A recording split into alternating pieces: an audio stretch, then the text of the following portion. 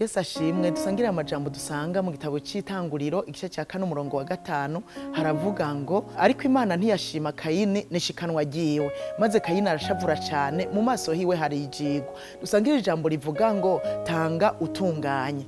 Bibiliya ntidomako neza ngo ivuga impamvu Imana itemeye ikimazi cya Kayini, ariko mu ijambo ry'Imana hatubwiye ngo Imana itamushimye Kayini, kandi itamushimye ntiyari gushobora gushima nishikanwa giwe.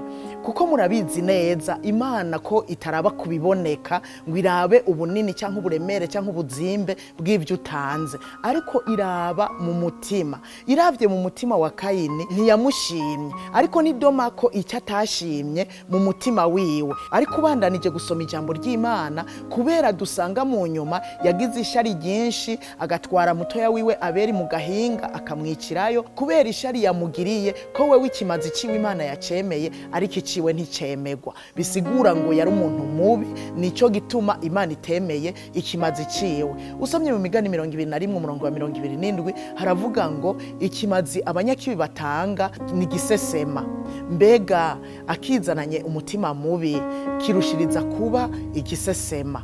Rero Kayini yatanganye ikimazi umutima mubi. Imana yaravye mu mutima wa Kayini, irabona ko yatanganye umutima mubi, nico gituma itemeye ikimazi ciwe.